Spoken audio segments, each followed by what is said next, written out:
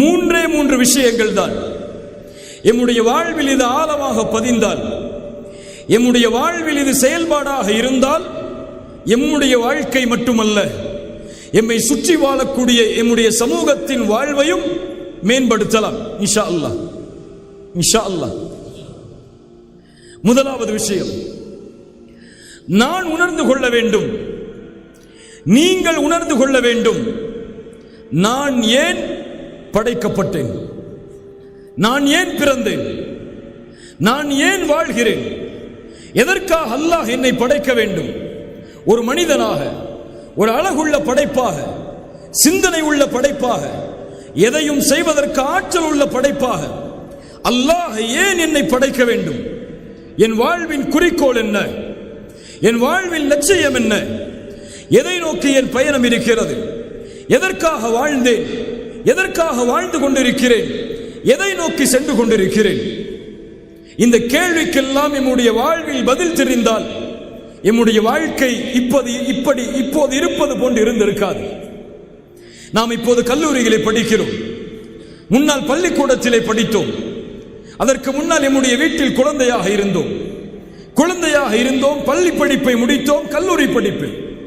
இதற்கு பிறகு ஒரு நிறுவனத்தில் வேலை செய்வோம் அல்லது ஒரு தொழிலை தொடங்குவோம், சம்பாதிப்போம். அதற்கு பிறகு திருமணம் செய்வோம், அதற்கு பிறகு குழந்தை பிறப்போம், அதற்கு பிறகு ஒரு வீட்டை வாங்குவோம், அந்த வீட்டில் நம்முடைய குடும்பத்தோடு வசிப்போம். அதற்கு பிறகு காலம் மாறும், வயதாகுவோம், எமக்கு குழந்தைகள் பிறக்கும், எம்முடைய குழந்தைகள் சம்பாதிப்பார்கள், எம்முடைய வாழ்வு இறுதி எல்லைக்கு வரும். வருமா வராதா? எல்லாரும் இப்படி இருக்கிற மாதிரி இருந்துட முடியுமா?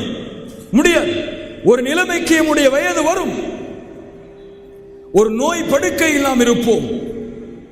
எம்மை சுற்றி யாருக்காக நாம் வாழ்ந்தேமோ, யாருக்காக செல்வத்தை சம்பாதித்தோமோ, எந்த குடும்பத்தை உயர்த்துவதற்காக நம்முடைய நேரங்கள் அனைத்தையும் அளித்தோமோ, அந்த நோயுடைய படுக்கையில் கூட அவர்கள் எமக்கு உதவி செய்ய மாட்டார்கள். நாம் பெற்ற பிள்ளை அமெரிக்காவில் வேலை செய்து கொண்டிருப்பான், சவுதி அரேபியாவில் வேலை செய்து கொண்டிருப்பான், துபாயில் வேலை செய்து கொண்டிருப்பான். எம்முடைய மனைவி அவளும் நோய் படுக்கை, எம்முடைய பெற்றோர்கள் மரணித்திருப்பார்கள். அப்போது அவன் தன்னுடைய வாழ்வை திரும்பி பார்ப்பான், அப்போது உணர்வான், இதுவல்ல என் வாழ்க்கையின் நோக்கம் என்று. செல்வத்தை சம்பாதிப்பதற்காக நான் வாழ்ந்தேன், இந்த நோயுடைய படுக்கையில் அந்த செல்வம் எனக்கு என்ன உதவி செய்தது? உறவுகளை சேர்ப்பதற்காக போராடினேன், அந்த உறவு இந்த நோயுடைய படுக்கையில் எனக்கு எதை செய்தது? எல்லாரும் ஆப்பிள் போன் வச்சிருக்கீங்களா இல்லையா? எல்லாரும் மோஸ்ட்லி எல்லாருக்குமே ஆப்பிள் போன் வாங்கணும்னு ஆசை இருக்கும். அந்த நிறுவனர் மிகப்பெரிய செல்வந்தர், உலகத்தின் பெயர்களையும் பட்டங்களையும் வாங்கி குவித்தவர். அவர் மரணமாக கூடிய தருவாயில் அவர் சொன்ன செய்தி என்ன தெரியுமா? நான் போட்டிருக்கக்கூடிய இந்த ஆப்பிள் வாட்ச் இதுவும் ஒரே மணியை தான் காட்டும், சைனாவில் தயாரிக்கப்பட்ட அந்த வாட்சும் ஒரே மணியை தான் காட்டும். அப்படியா இல்லையா? ஆப்பிள் வாட்ச் வாங்கினா அமெரிக்காவில் உள்ள டேத்தை காட்டும், இந்தியாவில் காட்டாதில்லை. எல்லாம் ஒரே நேரம் தான். நான் போட்டிருக்கக்கூடிய ஆடை இதுவும் என் உடல் அழகை மறைக்கும், மற்றவர்கள் எளிதாக அணியக்கூடிய அந்த ஆடை அதுவும் உடல் அழகை மறைக்கும். இவ்வளவு சொத்துக்களை சேர்த்தேன், இவ்வளவு புகழை சேர்த்தேன், இதுதான் வாழ்க்கை என்று இரவு பகல் மாறாமல் இந்த சமூகத்திற்கு எதையாவது புதிய சிந்தனைகளை கொடுக்க வேண்டும் என்று முயற்சித்து போராடினேன். ஆனால் இப்போதோ நான் நோய் படுக்கையில், நான் சம்பாதித்த நிறுவனமோ, என் தொழிலாளிகளோ, என் செல்வமோ இந்த நோய் படுக்கையில் என்னோடு இல்லை. இப்போது உணர்கிறேன், இதற்காக நான் வாழ வேண்டியதில்லை என்பதை. எல்லோரும் உணர்வார்கள். செல்வத்தை சம்பாதிப்பதற்காக தன்னுடைய வாழ்வை அர்ப்பணித்தவன் தன்னுடைய கண்ணுக்கு முன்னாலேயே செல்வத்தை அர்ப்பணிப்பதற்காக தன்னுடைய உறவுகள் போட்டியிடுவதை பார்க்கும் போது உணர்வான், இதற்காகவா நான் சம்பாதித்தேன் என்று. புகழையும் பட்டங்களையும் பெறுவதற்காக தன்னுடைய வாழ்வை அர்ப்பணித்தவன் உணர்வான், இதற்காகவா நான் வாழ்ந்தேன் என்று. இன்றைய வாலிபர்களின் குறிக்கோளை கேளுங்கள். உங்கள் வாழ்க்கையின் லட்சியம் என்ன என்று என்ன சொல்லுவார்கள்? யூடியூப்ல ஒரு சேனல் ஆரம்பிக்கணும்பாங்க, அப்படியா இல்லையா? அல்லது ஒரு ஷார்ட் பிலிம் எடுக்கணும்பாங்க, அல்லது ஒரு மியூசிக் டைரக்டர் ஆகணும்பாங்க. அட்லீஸ்ட் ஒரு டப்மா செய்யணுங்க. டப்மாஷா அது செஞ்சு அப்லோட் பண்ணி எல்லாரும் அதை பார்க்க வைக்கணும்பாங்க. அப்படியா இல்லையா? இது குறிக்கோளா?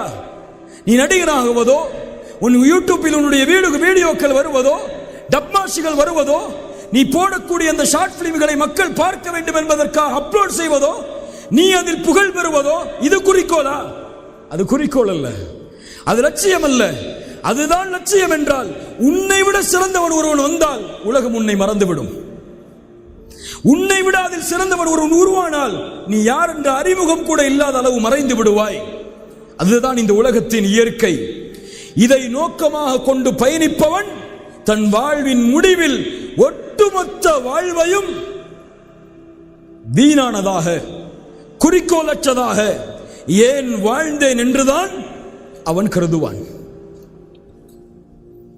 என்ன சொல்லவில்லை, நீ விளையாடாதே, படிக்காதே, நீ எதையும் செய்யாதே, எந்த குறிக்கோளோடும் வாழாதே, நீ உன் வாழ்வு என்பது வீணானது, அப்படியே வாழ்ந்து மறைந்து விடு என்று சொல்லவில்லை. எதை வேண்டுமானாலும் செய், எதில் வேண்டுமானாலும் உன் கவனத்தை செலுத்து. நீ பார்க்க வேண்டிய பார்வை அதில் என் படைத்த இறைவனின் அனுமதி இருக்கிறதா, என் ரசூலின் அனுமதி இருக்கிறதா? இருந்தால் நீ செல்லக்கூடிய பாதையில் முதலிடத்தை அடையும் வரை போராடு. நீ அல்லாஹ்வை நம்பிக்கை கொண்டவன், படைத்த இறைவனை ஏற்றுக்கொண்டவன். நீ இரண்டாவது தரமோ மூன்றாவது தரமோ பின்னால் வரிசையோ உன்னிடம் இல்லை. ஏன்? உன்னோடு அல்லாஹ் இருக்கிறான். நீ வர வேண்டிய பாதை முதல் பாதை. உன்னை உலகம் பின்பற்ற வேண்டும். நீ யார் என்பதை ஒட்டுமொத்த உலகம் அறிந்து கொள்ளும் வரை உன் பாதையில் முன்னேறுவது உன் மீது கடமை என்பதை உணர்ந்து செயல்படு. விளையாட்டா? முதலில் வா. படிப்பா? முதலில் வா. பொழுதுபோக்கா? முதலில் வா. தீனா? முதலில் வா. அழைப்பு பணியா? முதலில் வா. இரண்டாவது மூன்றாவது இடம் இது உனக்கல்ல, இது மற்றவர்களுக்கு. இந்த நம்பிக்கையை உள்ளத்தில் கொள். அல்லாஹ் ரப்புல் ஆலமீன் இந்த உலகத்தை படைத்தான். அவன் தானே படைத்தான். படைத்த இறைவனால் படைக்கப்பட்ட உலகத்தில் தானே வாழ்கிறோம். அவன் தான் எம்மையும் படைத்தான். அவன் படைத்து நீங்கள் இந்த உலகத்தில் செல்வீர்கள், நிம்மதியோடு வசிப்பீர்கள், எந்த கவலையும் உங்களுக்கு வராது என்றெல்லாம் அவன் எம்மை படைக்கவில்லை. அவன் படைத்து வழிகாட்டுவதற்கு அனுப்பப்பட்ட அத்துணை வேதங்களிலும் இறுதியாக அனுப்பப்பட்ட குர்ஆனிலும் அல்லாஹ் இந்த மனித சமூகத்தை படைத்து சொன்ன செய்தி என்ன தெரியுமா? வலனபுலுவன்னக்கும், உன்னை படைத்தேன், உன்னை சோதிப்பேன், எல்லா வழிகளிலும் சோதிப்பேன். பசியை கொண்டு சோதிப்பேன், வறுமையை கொண்டு சோதிப்பேன், செல்வத்தை எடுத்து சோதிப்பேன், உயிர்களை பறித்து சோதிப்பேன். நீ பொறுமையாளனாக இருந்து அதில் வெற்றியை அடைந்தே ஆக வேண்டும் என்று குர்ஆன் சொல்கிறது. யார் பொறுமையோடு சகித்து வாழ்கிறார்களோ, அதில் வெற்றியை நோக்கி பயணிக்கிறார்களோ, அந்த முயற்சிக்கு கூலியை அல்லாஹ் கொடுத்தே தீருவான் என்று குர்ஆன் சொல்கிறது. ஒரு படை தளபதி தன் படைக்கு எப்படி வழிகாட்டுவானோ அதுபோல் தான் மனித இனத்தை படைத்த அந்த அல்லாஹ் இந்த மனிதர்களை படைத்து வழிகாட்டுகிறான். சோதனை வரும்போது தோலாதே, கவலைகள் வரும்போது நெருங்கி விடாதே, உறவுகளை செல்வத்தை உன்னிடத்திலிருந்து நான் எடுக்கும் போது சோர்வடைந்து விடாதே. நீ முன்னேறு. உன் வாழ்வின் இலக்கை நீ அடையும் வரை உன் பாதையில் நீ சென்று கொண்டே இரு. இந்த உலகம் அல்ல உன் வாழ்வின் இலக்கு. நீ வாழ வேண்டிய வாழ்க்கை இதுவல்ல. வாழ்ந்து பிறந்து சாப்பிட்டு கல்லூரிகளை படித்து வேலை செய்து திருமணம் செய்து குழந்தைகளை பெற்று சுகமோடு வாழ்ந்து கடைசியில் மண்ணோடு மண்ணாக மக்கி போவதற்கா இவ்வளவு பெரிய உலகம்?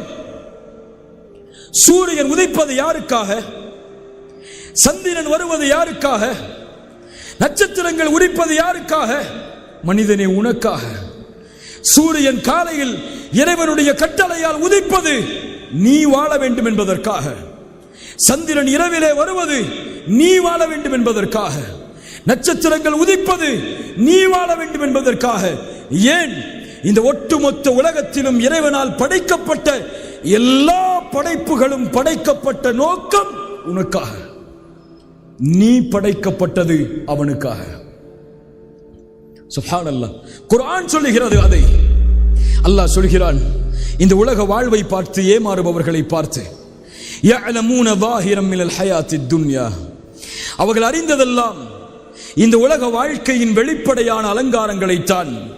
ஆனால் அவர்களோ இந்த மரணத்திற்கு பிறகு ஒரு வாழ்வு இருக்கிறது என்பதை பற்றிய எந்த சிந்தனையும் இல்லாமல் மறைமுகமாக அதை மறந்து அதை விட்டு பொடுபோக்காகி வாழ்கிறார்கள். அல்லாஹ் சொல்கிறான், மனிதனே, அவலம் யதஃபக்கரு ஃபி அன்ஃபுஸிஹிம், உன் நஃப்ஸையே நீ சிந்தித்து பார்க்க மாட்டாயா? மா ஹலகல்லாஹு ஸமாவாதி வல் அர்த் வமா பைனஹுமா இல்லா பில் ஹக். அல்லாஹ் வானங்களையும் பூமிகளையும் ஒரு உண்மைக்காக இல்லாமல், ஒரு சத்தியத்திற்காக இல்லாமல் அல்லாஹ் படைக்கவில்லை. வஅஜலின் முஸம்மா, அதற்கும் ஒரு முடிவு இருக்கிறது என்று அல்லாஹ் ரப்புல் ஆலமீனுடைய புத்தகம் அல் குர்ஆனிலே சொல்கிறான். அல்லாஹ் மேலும் கேட்கிறான், அஃபஹஸிபதும் அன்னமா ஹலக்னாகும் அபஸா, மனிதா, உன்னை அல்லாஹ் வீணாக படைத்து விட்டானா? ஒரு குறிக்கோள் இல்லையா? ஒரு லட்சியம் இல்லையா? வஅன்னகும் இலைனா லா துர்ஜஊன், நீ மீண்டும் இந்த இடத்திலே கொண்டு வரப்பட மாட்டாயா என்று குர்ஆன் கேட்கிறது. கண்ணியத்துக்குரியவர்களே, எம்முடைய மார்க்கத்துடைய வழிகாட்டல் இதுதான். நாம் வாழ்வது படைத்த இறைவனுக்காக, நாம் மரணிக்க போவது படைத்த இறைவனுக்காக. அடுத்த உலகத்திலே மீண்டும் இறைவன் எம்மை உயிர் கொடுத்து எழுப்புவது அவனை சந்திப்பதற்காக. அவனை சந்திப்பது அவனுடைய திருப்தியை அடைவதற்காக.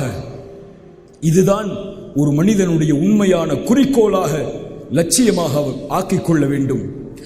நான் இந்த உலகத்திலிருந்து மரணிக்கும் போது, இந்த உலகத்திலிருந்து பிரியும் போது, என்னால் ஒரு சமூகம் வாழ்ந்தது என்ற வாழ்வோடு இந்த உலகத்தை விட்டு பிரிய வேண்டும்.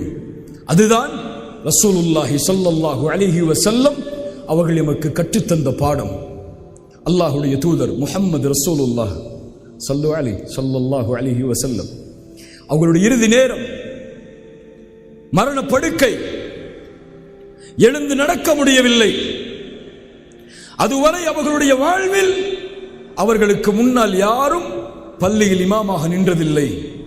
ரசூலுல்லாஹ் தனக்கு முடியாத காரணத்தால் அபூபக்கரை தொழுகை நடத்துமாறு ஏவினார்கள். அபூபக்கர் சித்தீக் ரலியல்லாஹு அன்ஹு அவர்கள் தொழுகை நடத்துகிறார்கள். 4 நாட்கள். கடைசி நாள் திங்கட்கிழமை காலை ஃபஜ்ர் தொழுகை. அல்லாஹ்வுடைய தூதர் ஸல்லல்லாஹு அலைஹி வஸல்லம் அவர்களுடைய வாழ்வின் கடைசி நாளுடைய அந்த தொழுகையை பார்ப்பதற்காக தங்களுடைய அறையின் திரையை கொஞ்சம் அகற்றி பார்க்கிறார்கள். சஹாபாக்கள், அவர்களின் தோழர்கள் அபூபக்கருடைய தலைமைக்கு முன்னால் தொழுகையில் நிற்கிறார்கள். அப்போது முஹம்மது ரசூலுல்லாஹ் ஸல்லல்லாஹு அலைஹி வஸல்லம் அந்த மரண படுக்கையில் ஒரு புன்சிரிப்பை சிரிக்கிறார்கள். ஹதீஸ் கலையில் விரிவுரை செய்யக்கூடிய அறிஞர்கள் அந்த சிரிப்புக்கு விரிவுரை எழுதுகிறார்கள். ஏன் அல்லாஹ்வுடைய தூதர் சிரித்தார்கள்? மரண படுக்கை, மரணமாக கூடிய நாள், ஒட்டுமொத்த சமூகத்தையும் விட்டு பிரியக்கூடிய அந்த நாள், ஏன் முஹம்மது ரசூலுல்லாஹ் மரணப்படுக்கையில் சிரித்தார்கள்? அந்த சிரிப்பின் அர்த்தம் என்ன தெரியுமா? என் தூதரின் மகிழ்ச்சியின் அந்த அர்த்தம் என்ன தெரியுமா?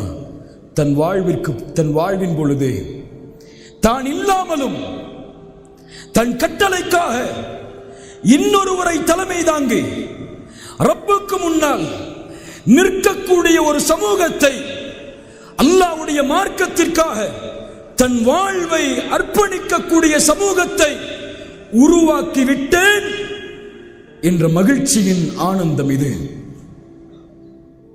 என் ரசூல் எமக்கு பாடம் இல்லையா? என் மரணமாகும் போது நான் எதை கொண்டு மகிழ்ச்சி அடைவேன்? நான் சம்பாதித்த செல்வத்தை கொண்டா அது எனக்கு என்ன பலனை தரும்? நான் வாங்கிய பட்டத்தை கொண்டா, டாக்டர், இன்ஜினியர், MBA என்ற பட்டங்களை கொண்டா அது மரணத்தின் போது எனக்கு எதை தரும்? மையத் என்ற பெயரை தவிர. என் குழந்தைகள் உறவுகளா 3 நாட்கள் அழுவார்களா? மனைவியாக இருந்தால் இத்தாவுடைய காலம் வரை என்னை நினைப்பாளா? அதற்கு பிறகு வயது இருந்தால் அவளும் அல்லாஹ்வுடைய மார்க்கத்தின் அனுமதிப்படி வேறொருவரை திருமணம் செய்து வாழ்ந்து விடுவாள். என் குழந்தை அவனுடைய வாழ்க்கையை தேடி ஓடிவிடுவான். எதை இந்த உலகத்திலே நான் கொண்டு போகப் போகிறேன்? நான் மரணிக்கக்கூடிய தருவாயில் நான் இந்த உலகத்திலே சாதித்தது எது? எதை இந்த மக்களுக்கு செய்தேன், எதை என் சமூகத்திற்கு செய்தேன், எதை என்னை சுற்றி இருக்கக்கூடியவர்களுக்கு செய்தேன், என் வாழ்ந்தவன் யார்? இந்த கேள்வி எம்மை துரத்தினால் இது போதும் என் வாழ்க்கையின் வெற்றியை அடைவதற்கு. ரசூலுல்லாஹி ஸல்லல்லாஹு அலைஹி வஸல்லம் இப்னு உமர் ரலியல்லாஹு அன்ஹு அவர்களுடைய தோள்பட்டையை பிடித்து ஒரு முறை உலுக்குகிறார்கள். இப்னு உமர், கவனி, குன் ஃபித் துன்யா கன்னக கரீப் அவ் ஆபிரு சபீல். உமரின் மகனே, இந்த உலகத்திலே வாழ். ஒரு பாதை அறியாதவன் எப்படி வாழ்வானோ, ஒரு வழிப்போக்கன் எப்படி வாழ்வானோ, அது போன்ற வாழ்வில் என்ன புரிந்து கொள்ளக்கூடாது? ரசூலுல்லாஹ் ஏழ்மையில் வாழச் சொல்கிறார்கள். எதையும் நோக்கமாக கொள்ளாமல், எதையும் குறிக்கோளாக கொள்ளாமல், ஒரு ஏழ்மையில் பணம் சம்பாதிக்காமல், எதையும் தேடாமல் அப்படியே இபாதத்தில் வாழ்ந்து மரணிக்க சொல்கிறார்கள் என்றுதான் பலர் இந்த ஹதீஸை புரிந்திருக்கிறார்கள். யாருக்கு இந்த ஹதீஸ் சொல்லப்பட்டதோ அந்த நபித்தோழர் என்ன விளக்கம் சொன்னார் தெரியுமா?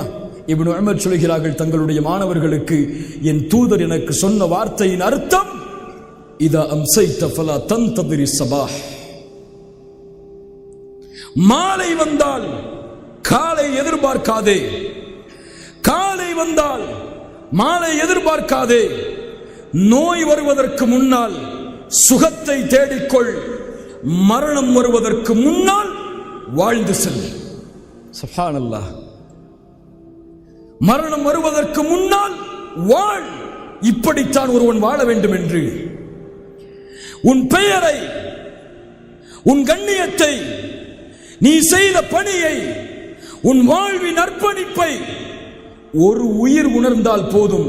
உன் வாழ்க்கையின் ஒட்டுமொத்த அர்த்தமும் அதில்தான் அடங்கி இருக்கிறது.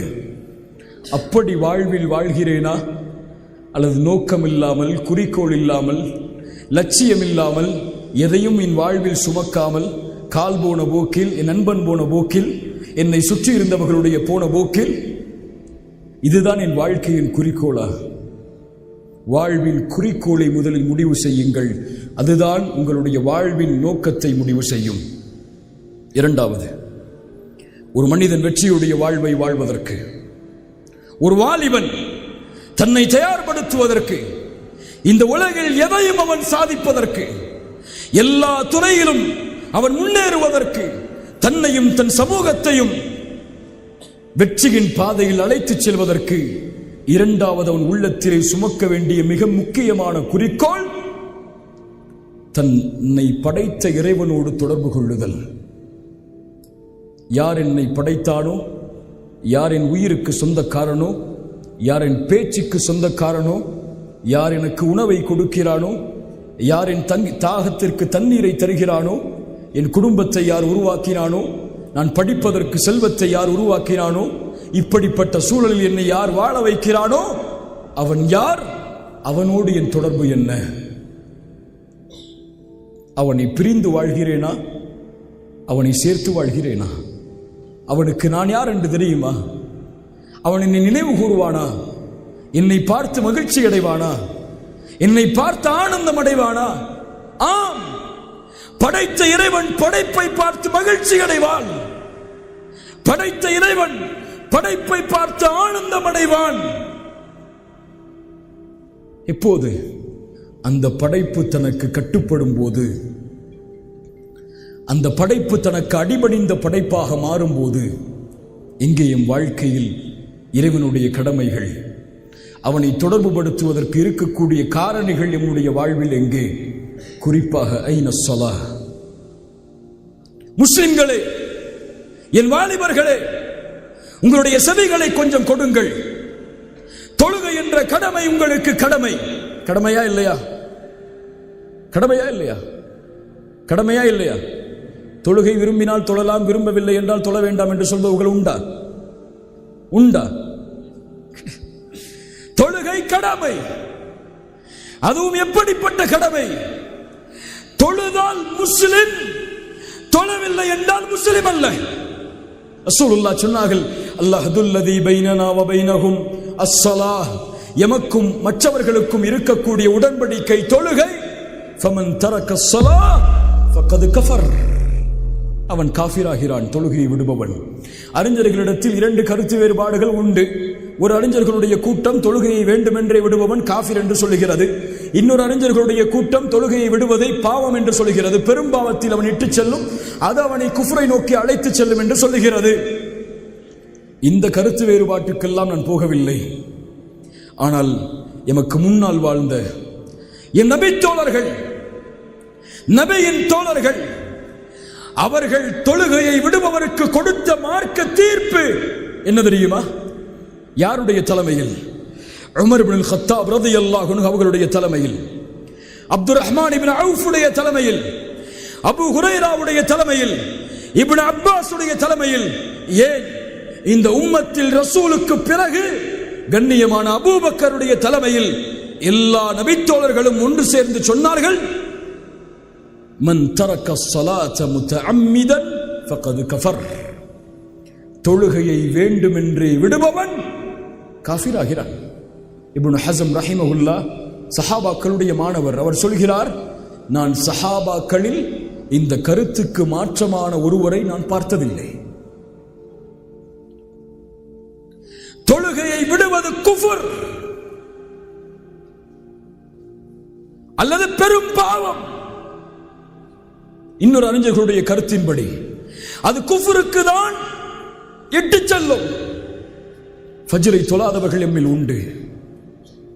இதே கல்லூரியில் 2 ஆண்டுகள் நான் படித்திருக்கிறேன். இமாமும் முஅத்தினும் 4 பேரும் நின்று தொழுத காட்சியெல்லாம் பார்த்திருக்கிறேன். 1000-1500 முஸ்லிம்கள் வாழக்கூடிய இந்த ஹாஸ்டலுடைய வளாகத்தில் ஜும்மாவுடைய தொழுகைக்கு இந்த பள்ளியில் இடம் இருக்காது. அது மற்ற தொழுகையில் 2 சஃப்பை தாண்டாது. இந்த வயதிலேயே தொழுகையை பொடுபோக்காக கருதுபவர் ஒருபோதும் தன்னுடைய வாழ்வில் தொழுகையை உறுதியோடு கடைபிடிக்க மாட்டார். எஞ்சி இருக்கக்கூடிய வாழ்விலும் தொழுகையை பாதுகாப்பவன் நாளை மறுமையில் வெளிச்சத்தோடு வருவான், அல்லாஹ்வின் உதவியோடு வருவான். தொழுகையை பாதுகாக்காதவன் வெற்றியோடு வரமாட்டான். யார் தொழுகையை பாதுகாக்கவில்லையோ நாளை மறுமையில் இவர்கள் ஒன்று கூட்டப்படுவார்கள். மஅ ஃபிர்அவுன வ காரூன வ உபய் இப்னு கலஃப். இவர்கள் எல்லாம் முஸ்லிம்களா? இவர்கள் எல்லாம் அல்லாஹ்வை நம்பிக்கை கொண்ட முஃமின்களா? தொழுகையை பாதுகாக்காதவன் ஃபிர்அவுனோடு, காரூனோடு, உபய் இப்னு கலஃப் போன்ற கொடிய முனாஃபிக்குகளோடு ஒன்று சேர்க்கப்படுவான். فخلف من بعدهم خلف أضاعوا الصلاة واتبعوا الشهوات فسوف يلقون غيا. குர்ஆன் சொல்லுகிறது, பின்னால் வரக்கூடிய மக்கள், ரசூலுக்கு, சஹாபாக்களுக்கு அவர்களை பின்தொடர்ந்து வரக்கூடிய மக்களுடைய சமூகம் அதாஉ ஸலாஹ், தொழுகையை பாழாக்கும், வீணடிக்கும். தொழுகையை பாழாக்குதல் என்றால் தொழுகையை விடுவதை பற்றி இங்கே சொல்லவில்லை. இப்னு அப்பாஸ் ரலியல்லாஹு அன்ஹு அவர்கள் சொன்னார்கள், அதாஉ ஸலா என்றால் அஹ்ருஹா நஉகாதிஹா, தொழுகையை அதனுடைய நேரத்திலிருந்து தாமதப்படுத்துவார். என்ன அர்த்தம்? சூரியன் உதயமானதற்கு முன்னால் தொழக்கூடிய தொழுகை என்ன? எல்லாரும் சொல்லணும். என்ன தொழுகை? என்ன தொழுகை? துஹரா? என்ன தொழுகை? ஃபஜ்ர். நாம் எப்போது தொழுகிறோம்? எப்போது தொழுகிறோம்? சூரியன் பெரும்பாலான மக்கள் இல்ல, மாஷா அல்லாஹ், சூரியன் உதயமானதற்கு பிறகு. பலர் எழுந்த அவசரத்தில் 9 மணி ஆனால் காலேஜில் அட்டெண்டன்ஸை க்ளோஸ் பண்ணுவாங்கன்னு ஓடுவோம். ஆனால் அல்லாஹு அக்பர் என்ற அழைப்பு விடுக்கப்பட்டால் உறங்குவோம். யா அல்லாஹ், எப்படி மாறிவிட்டோம் பாருங்கள். يعلمون ظاهرا من الحياة الدنيا, உலக வாழ்க்கையின் வெளிப்படை எமக்கு முக்கியமாக தெரிகிறது. மறுமையில் எம்மை வெற்றியடைய செய்யக்கூடிய தொழுகை பொடுபோக்காக தெரிகிறது. தொழுகையை விடுவதெல்லாம் 5-10 ரூபாயை தொலைத்தது போல் எமக்காகிவிட்டது. சினிமா தியேட்டர்களில் படம் பார்த்து கொண்டிருப்போம், தொழுகையின் நேரம் வரும், தொழுகையை தியாகம் செய்வோம் அதற்காக. ஸ்டேடியத்தில் உட்கார்ந்து கிரிக்கெட்டை, ஃபுட்பாலை பார்த்து கொண்டிருப்போம், தொழுகையின் நேரம் வரும், தொழுகையை தியாகம் செய்வோம் அதற்காக. அல்லாஹ் அக்பர் என்றால் அல்லாஹ்வை விட உங்களுக்கு இந்த சினிமாக்களும் இந்த சீரியல்களும் அல்லது இந்த நாடக இந்த விளையாட்டுகளும் அல்லது உங்களுடைய கல்லூரியும் முக்கியமா? சுப்ஹானல்லாஹ். அதாவுஸ்ஸலா, தொழுகையை பாழாக்குவார்கள், தொழுகையை அதனுடைய நேரத்தில் தொழமாட்டார்கள். இவர்களுக்கு என்ன கூலி? கையா என்ற நரக ஓடையை இவன் சந்திப்பான். தொழுகையை நேரம் தவறி தொழுபவர்களே நாளை மறுமையில் நரக வேதனையில் உச்சியில் இருப்பார்கள் என்றால் தொழுகையை தவறவிடுபவர்கள். தொழுகை ஏதோ கடமை அல்ல, தொழுகை இறைவனுக்கு தேவை அல்ல. நீ செய்யக்கூடிய சுஜூதோ ருக்குவோ கியாமோ ரப்புக்கு தேவை கிடையாது. அதை வைத்து இறைவன் என்ன செய்ய போகிறான்? அவனை புகழக்கூடிய கோடான கோடி மலக்குகள் அவனை புகழ்ந்து கொண்டிருக்கும் போது நீ நிற்கக்கூடிய 2 சஃப் அவனை என்ன செய்துவிட போகிறது? அது உனக்கு, உன் வாழ்க்கைக்கு, உன் வாழ்க்கையின் வெற்றிக்கு, உன் குறிக்கோளை அடைவதற்கு, உன் லட்சியத்தை அடைவதற்கு நீ எடுத்துக்கொள்ள வேண்டிய மிகப்பெரிய மருந்து, ஆயுதம். அஸ்ஸலா ஃபஸ்தஈனு பிஸ்ஸப்ரி வஸ்ஸலா. தொழுகையை கொண்டும் பொறுமையை கொண்டும் உதவி தேடுங்கள்.